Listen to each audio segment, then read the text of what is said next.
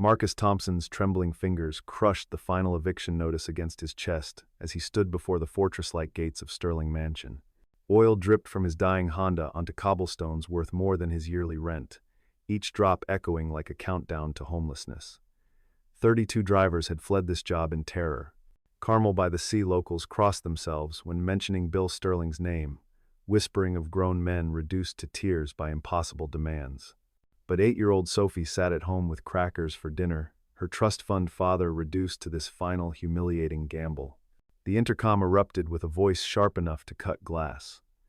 "You have 30 seconds to convince me you won't abandon this position like every pathetic soul before you." Through mansion windows reflecting California's golden coastline, a shadow lingered watching, judging, perhaps desperate for connection, despite the fortress around his broken heart. "Because, sir," Marcus whispered, his military training steadying his voice against crushing vulnerability, "I have nowhere left to run." Marcus Thompson had learned to measure his life in final notices and empty refrigerators, a reality that would have shattered the man he'd been 3 years ago when Sarah's laughter still filled their Palo Alto home and stock options made the future feel limitless. The cancer had devoured everything first, Sarah's voice, then their savings, then the tech startup dreams that had once made him feel invincible in Silicon Valley's golden bubble. Now he stood in the shadow of Sterling Technologies' founder, a man whose algorithms had revolutionized social networking while Marcus had been overseas fighting wars that felt increasingly meaningless. The mansion that loomed before him belonged to a different universe than the cramped apartment where Sophie practiced her spelling words by candlelight because the electricity had been shut off again.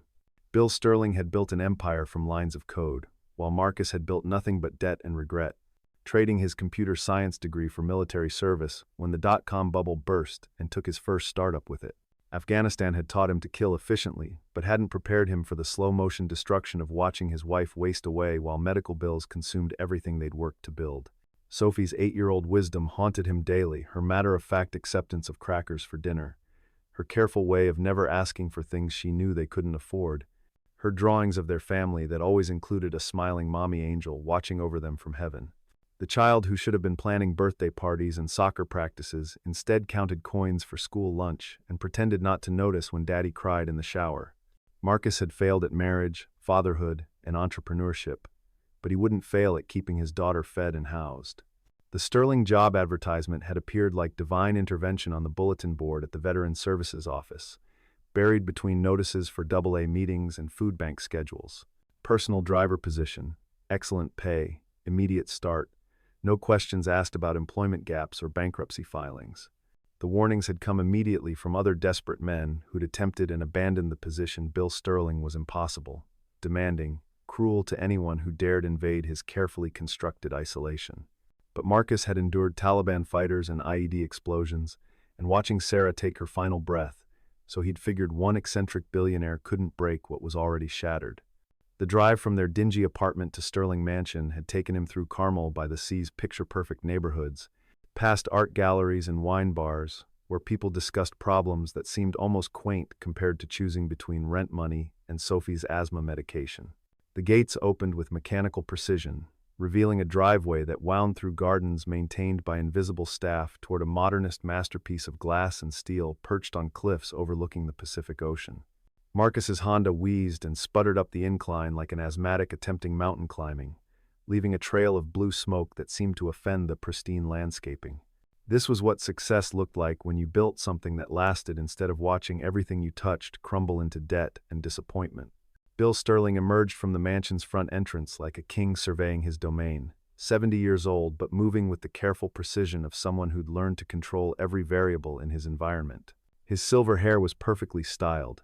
His casual clothes probably cost more than Marcus's rent, and his eyes held the cold assessment of a man who'd reduced human interaction to risk-benefit calculations. The handshake was brief and businesslike, accompanied by terms and conditions delivered with the enthusiasm of reading a software license agreement. "You will drive where I tell you, when I tell you, in complete silence unless I specifically request conversation," Bill announced, his voice carrying the authority of someone accustomed to absolute obedience. "You will not ask questions about my business, my personal life, or my destinations. You will not use your phone, listen to music, or engage in any activity that distracts from your singular purpose of transporting me safely and efficiently." Marcus nodded, understanding that this was less a job interview than a military briefing delivered by a general who'd forgotten how to interact with fellow human beings. The employment contract was dense with legal language designed to protect Bill's privacy and reputation, including non-disclosure agreements that would financially destroy anyone who discussed Sterling family business with outsiders. Marcus signed without reading, understanding that desperation had eliminated his negotiating position and transformed him into someone willing to accept any terms that kept Sophie housed and fed. The salary was generous enough to solve their immediate problems and create breathing room he hadn't experienced since Sarah's diagnosis. Bill led him to the mansion's garage, revealing a collection of luxury vehicles that represented more wealth than Marcus had ever imagined, owning Bentleys, Mercedes, BMWs, even a vintage Rolls-Royce that looked like it belonged in a museum. Each car was immaculately maintained but showed signs of minimal use, suggesting that Bill's reclusiveness extended even to enjoying the fruits of his financial success. The primary vehicle would be a black Mercedes S-Class equipped with privacy glass and silence that felt almost sacred. "My son Michael loved cars," Bill said suddenly, his voice softening for the first time during their interaction. He was planning to restore that Mustang when he turned 17. Marcus followed his gaze to a corner where a classic 1967 Mustang sat under a dust cover, frozen in time like a shrine to interrupted dreams. The moment of vulnerability passed quickly as Bill's professional mask snapped back into place, but Marcus had glimpsed the broken father, hiding beneath the billionaire's calculated exterior. The first day established rhythms that would define their relationship: precise pickup times, predetermined routes, absolute silence broken only by terse directions delivered through the car's intercom system. Bill spent most trips staring out the window with the expression of someone watching his life pass by without participating, occasionally making phone calls that revealed nothing about Sterling Technologies' operations or his personal circumstances. Marcus learned to anticipate needs without being asked, adjusting temperature and music volume to accommodate moods he was beginning to recognize. The destinations revealed a pattern of isolation disguised as productivity: medical appointments that Bill attended alone, business meetings where he arrived and departed without casual conversation, charitable functions where he wrote checks but avoided human interaction.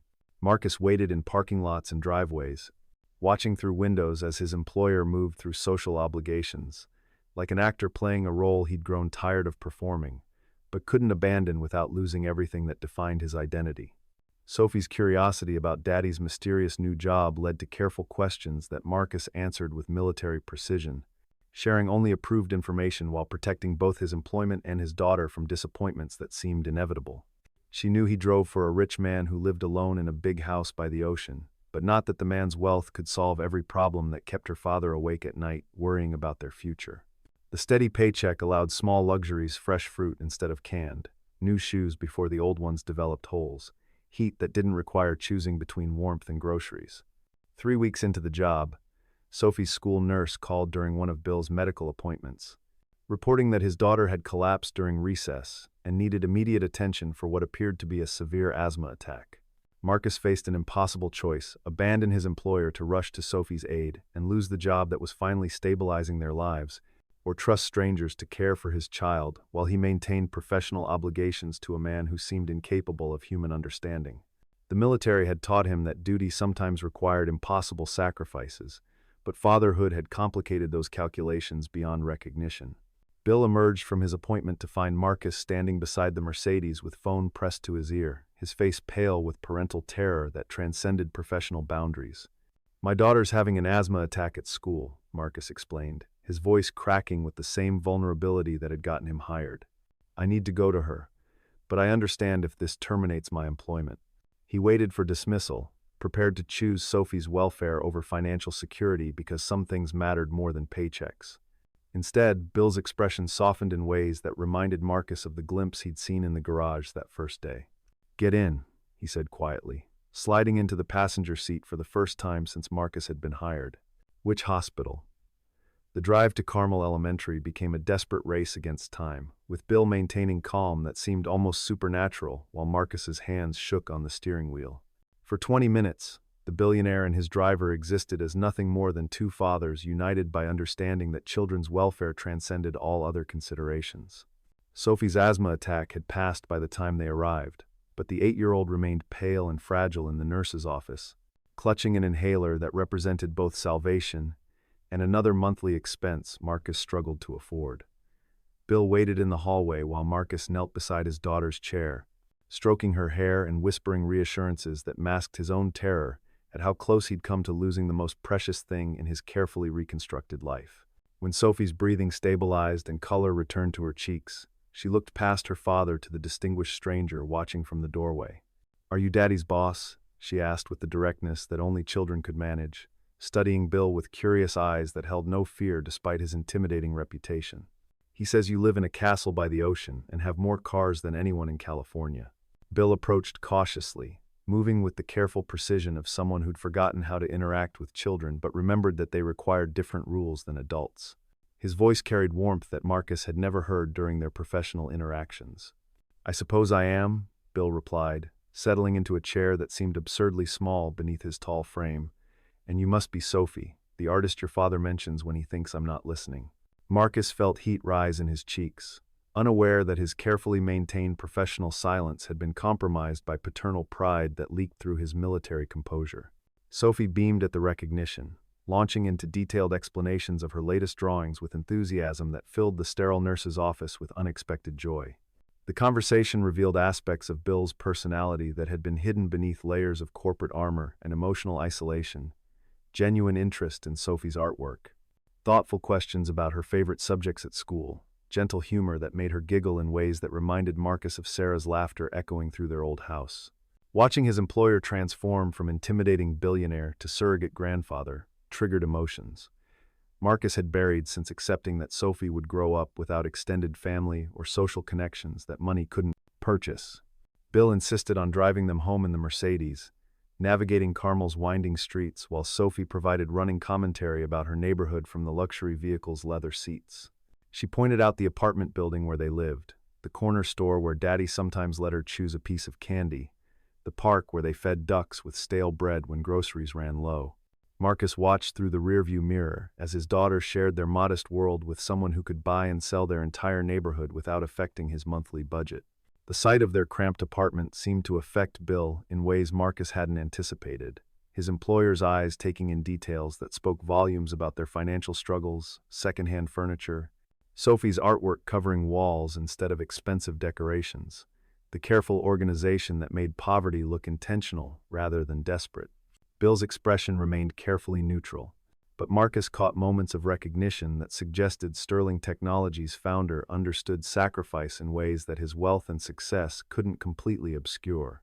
Sophie insisted on showing Bill her room, proudly displaying drawings that covered every available wall space in a gallery of 8-year-old creativity that transformed cramped quarters into something magical. Her artwork revealed a child's perspective on their life pictures of Daddy in military uniform, Mommy with angel wings, their small family unit complete despite missing pieces that could never be replaced. Bill studied each drawing with attention that transformed Sophie's nervous energy into confidence, making her feel seen in ways that even Marcus sometimes struggled to achieve. "This one's my favorite," Sophie announced, pointing to a drawing of 3 figures standing in front of a house that looked suspiciously like Sterling Mansion. "It's Daddy and me visiting your castle, and you're smiling because you're happy we came to see you." Bill stared at the picture for a long moment, his carefully maintained composure cracking around the edges in ways that revealed decades of loneliness, hiding behind wealth and professional success. Marcus realized that his daughter had accomplished something 32 previous drivers had failed to achieve. She'd made Bill Sterling remember what it felt like to be human. The dynamic between employer and employee began shifting in subtle ways that Marcus initially attributed to Sophie's infectious personality, but gradually recognized as Bill's desperate hunger for family connection that money couldn't satisfy. Conversations during drives became longer and more personal, revealing glimpses of the man who'd built Sterling Technologies from a garage startup into a global empire, before tragedy taught him that success meant nothing without someone to share it with. Bill's questions about Sophie's school, her interests, her dreams for the future carried parental concern that transcended professional boundaries. Marcus found himself sharing details about their life that violated the strict privacy he'd maintained since Sarah's death. Sophie's artistic talents that reminded him of his wife's creativity, her struggles with asthma that required expensive medications, her innocent questions about why they couldn't afford things her classmates took for granted. Bill listened with attention that suggested genuine interest rather than polite obligation, occasionally asking follow-up questions that revealed he was memorizing details about their circumstances with the same precision he'd once applied to market analysis. The breakthrough came during Sophie's 9th birthday, a celebration Marcus had planned to keep simple due to budget constraints that made elaborate parties impossible despite his daughter's dreams of something special with friends and decorations and a cake that didn't come from the grocery store clearance rack. Bill's unexpected appearance at their apartment door, arms loaded with wrapped presents and wearing an expression of nervous anticipation, transformed the modest gathering into something magical that exceeded Sophie's wildest expectations. The gifts revealed careful attention to details Sophie had mentioned during their conversations: art supplies that would last for months, books about her favorite subjects, clothes that fit perfectly despite Bill having never asked about sizes. But the gesture that brought tears to Marcus's eyes was the birthday cake decorated with Sophie's own artwork recreated in frosting. A custom creation that must have cost more than Marcus spent on groceries in a month but represented thoughtfulness that money alone couldn't purchase. Sophie's joy at having someone care enough to celebrate her birthday with such attention to detail was matched by Bill's obvious pleasure in her happiness, his face transformed by genuine smile that erased years of isolation and corporate stress. Marcus watched his daughter and his employer bond over birthday cake and art supplies, understanding that he was witnessing the formation of family connections that transcended employment relationships and social boundaries. For the first time since Sarah's death, their small apartment felt full rather than empty. The evening ended with Sophie falling asleep between Marcus and Bill on their second-hand couch, exhausted by excitement and sugar but radiating contentment that had been missing from their lives since her mother's death. Bill made no move to leave, seeming as reluctant to break the spell of domestic tranquility as Marcus was to return to their previous employer-employee distance. They sat in comfortable silence, two men who'd found unexpected family in the ruins of their separate tragedies, watching Sophie dream surrounded by evidence that she was loved beyond measure. "She reminds me of Michael at that age," Bill said quietly, his voice carrying grief that had been carefully hidden beneath professional composure for 3 years. He had the same curiosity, the same joy in simple things, the same way of making everyone around him feel special just by paying attention. Marcus recognized the pain in Bill's voice, understanding that his employer was sharing sacred memories with someone he'd learned to trust, despite every instinct that had kept him isolated since tragedy destroyed his faith in human connection. The confession opened floodgates that had been sealed since Michael's death, with Bill sharing details about his son that revealed the depth of loss that had transformed him from loving father to emotional hermit. Michael had been planning to study computer science, following his father's footsteps into technology while maintaining the social connections that Bill had sacrificed for professional success. The car accident that killed him had happened while the teenager was returning from a volunteer shift at the local animal shelter, dying while engaged in the kind of selfless service that proved his character exceeded even his father's proud expectations. Marcus found himself sharing his own grief about Sarah's death, describing her battle with cancer and the slow process of watching someone you love disappear despite medical interventions that consumed their savings without providing hope. The two men discovered common ground in their experience of profound loss, understanding that wealth and poverty were equally powerless against the fundamental human experience of loving someone who couldn't be saved by money, determination, or desperate prayers to an apparently indifferent universe. The friendship that developed over the following months challenged Marcus's assumptions about rich people and their capacity for genuine human connection, while apparently teaching Bill that trust and vulnerability were possible even after devastating betrayal by fate. Their daily drives became opportunities for conversation rather than enforced silence, with both men sharing observations about life, parenting, and the complicated process of moving forward after losing the people who'd made existence feel meaningful rather than merely survivable. Sophie became the bridge between their two worlds, equally comfortable asking Bill about his business empire and Marcus about military service, treating both men as sources of wisdom and affection without recognizing the social boundaries that typically separated billionaires from their employees. Her innocent questions about family led to discussions about the photographs that filled Bill's mansion, pictures of Michael at various ages, family vacations taken before tragedy, redefined their relationship with happiness, moments frozen in time when the future had seemed predictable and secure. The revelation that changed everything came 6 months after Sophie's birthday. Hidden in a conversation about family history that began innocently but unveiled connections that made their relationship feel orchestrated by cosmic forces rather than mere coincidence. Bill had been sharing memories about Sterling Technologies' early days, describing the partnership that had launched the company from garage startup to global corporation. When he mentioned his original business partner's name with casual affection that made Marcus's blood freeze in recognition. "Richard Walsh was the real genius behind our initial success," Bill said, his voice carrying respect that seemed genuine despite the passage of time. "His algorithms made everything else possible, but I made the mistake of pushing him out when venture capitalists demanded simplified ownership structures."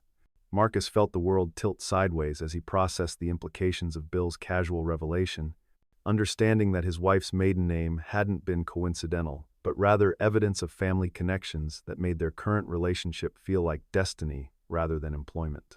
Sarah Walsh had been Richard's daughter, which meant that Bill Sterling had destroyed her father's career and financial security through business decisions that had seemed ruthlessly practical at the time, but had devastated families in ways the young entrepreneur hadn't understood or considered. The wealth that now surrounded Marcus and Sophie had been built partially on the foundation of Richard Walsh's stolen innovations, making their current comfort feel tainted by historical injustice that demanded acknowledgement even if it threatened the stability they'd finally achieved. Marcus's confrontation with Bill took place in the mansion's study, surrounded by awards and photographs that testified to Sterling Technologies' success, while Marcus struggled to process the revelation that his employer had been directly responsible for his wife's family's financial struggles. Richard Walsh had died bitter and broken, never recovering from the betrayal that had cost him both fortune and reputation, leaving Sarah to struggle through college and early career without the advantages that her father's innovations should have provided. "You destroyed Sarah's father," Marcus said quietly, his military training helping him maintain composure despite rage that threatened to overwhelm rational thought. "Your success was built on stealing his work and leaving his family to struggle with the consequences." Bill's face went pale as he processed the connections that Marcus had just revealed, understanding that the employee he'd grown to love as a surrogate son was the son-in-law of the man whose betrayal had haunted his conscience for 20 years. The silence that followed stretched between them like a chasm that threatened to destroy the family bonds they'd built despite their different social positions and economic circumstances. Bill's wealth and Marcus's poverty suddenly felt less important than the historical injustice that had shaped both their lives in ways they'd never understood until this moment of devastating clarity. The man who'd saved Marcus from homelessness had also been responsible for creating the conditions that led to his family's financial vulnerability. Bill's response revealed depths of guilt and regret that had been hidden beneath his successful exterior, emotions that explained his transformation from engaged father to isolated hermit after Michael's death, taught him that karma was real and justice sometimes arrived decades late. "I've carried Richard's face in my memory for 20 years, he admitted, his voice breaking with emotion that had been carefully controlled since his son's funeral. "When Michael died, I understood that I was being punished for destroying better men than myself." The revelation that Bill had been secretly researching the Walsh family for years, tracking their descendants and looking for ways to make amends without revealing his identity or motives, explained the seemingly coincidental job opportunity that had saved Marcus from eviction and homelessness. Bill's decision to hire Richard's son-in-law hadn't been random, but rather a calculated attempt at redemption that had evolved into genuine love for the family he'd inadvertently helped create through historical injustice and contemporary intervention. "I hired you because I wanted to help Richard's family, without making it seem like charity or guilt money," Bill explained, his confession revealing years of careful planning disguised as coincidental employment. "But I never expected to love Sophie like my own granddaughter, or to find in you the son I lost when Michael died." Marcus struggled to process emotions that ranged from gratitude for their current security to rage about injustices that had shaped Sarah's entire life before cancer made all other problems seem trivial by comparison. The crisis that tested their relationship came when Sophie was hospitalized for pneumonia, a complication of her asthma that required expensive treatment. Marcus couldn't afford despite his sterling salary. Bill's immediate offer to cover all medical expenses triggered Marcus's pride and suspicion, making him question whether their friendship was genuine or simply another form of guilt-motivated charity designed to ease the billionaire's conscience without acknowledging the full scope of historical damage to the Walsh family legacy. "I don't want your guilt money," Marcus said, his voice carrying pain that had been building since learning about Bill's connection to Richard Walsh's downfall. "Sarah's father died poor and broken because of your betrayal, and now you want to ease your conscience by taking care of his granddaughter." Bill's response revealed the complexity of emotions that had driven his actions, combining genuine love for Sophie with acknowledgement that no amount of financial support could undo the damage he'd caused to her grandfather's life and reputation. But Sophie's illness forced both men to confront priorities that transcended their historical grievances, with her medical needs requiring immediate attention that couldn't wait for resolution of philosophical debates about justice and redemption. Marcus accepted Bill's financial help because his daughter's life mattered more than his pride, while Bill provided assistance because Sophie had become family, regardless of the complicated circumstances that had brought them together. Their shared vigil in the hospital waiting room created bonds that survived revelation and recrimination. Sophie's recovery became a turning point in their relationship, with both men understanding that their connection had evolved beyond employer-employee dynamics into something resembling family, despite the historical complications that would always influence their interactions. Bill's decision to establish a foundation honoring Richard Walsh's contributions to computer science provided formal acknowledgement of past wrongs while creating educational opportunities for students who shared Richard's innovative spirit but lacked his advantages. The Walsh-Sterling Foundation's announcement surprised Silicon Valley observers, who'd never suspected the personal connections between Sterling Technologies' founder and his employees' family history. Bill's public acknowledgement of Richard Walsh's contributions to computer science finally provided the recognition that had been stolen decades earlier, while establishing scholarship programs that would benefit students facing the same financial obstacles that had limited Sarah's opportunities, despite her father's brilliance and innovative thinking. Marcus's new role as the foundation's director represented more than career advancement. It was recognition that his own skills and judgment were valued independent of his connection to Richard Walsh or his relationship with Bill Sterling. The position paid well enough to provide security for Sophie's future while allowing Marcus to honor his wife's memory by helping other families avoid the struggles that had defined Sarah's entire life from childhood through her battle with cancer. 2 years after that desperate day at Sterling Mansion's gates, Marcus stood in the foundation's conference room, watching Sophie help Bill review scholarship applications from students whose essays reminded him of Sarah's determination to succeed despite obstacles that would have defeated people with less strength and vision. The little girl who'd once eaten crackers for dinner now attended private school while maintaining her artistic pursuits and volunteering at the animal shelter where Michael Sterling had spent his final day helping creatures who couldn't help themselves. Bill's transformation from isolated billionaire to engaged grandfather figure brought joy to his life that money had never provided, while Sophie's presence in the mansion filled spaces that had been empty since Michael's death left echoes where laughter should have lived. Their weekly family dinners became sacred time that honored both the living and the dead, creating new traditions that acknowledged past grief while celebrating present happiness and future possibilities. The photograph on Marcus's desk showed 3 generations sharing Thanksgiving dinner at Sterling Mansion, with Sophie's artwork displayed prominently throughout the dining room, and Bill's smile genuine in ways that erased years of professional composure and emotional isolation. Sarah's spirit seemed present in her daughter's laughter, and her father's memory lived on through educational opportunities that would help other innovative minds achieve recognition that he'd been denied through historical injustice and corporate betrayal. Marcus understood finally that the job nobody wanted had become the life everyone needed, transforming 3 broken people into a chosen family bound by love rather than blood, forgiveness rather than resentment, and hope rather than the grief that had once defined their existence. Sometimes redemption required acknowledging past failures while building better futures, proving that the best inheritance wasn't money, but rather the wisdom to transform historical mistakes into contemporary blessings that honored both the living and the dead.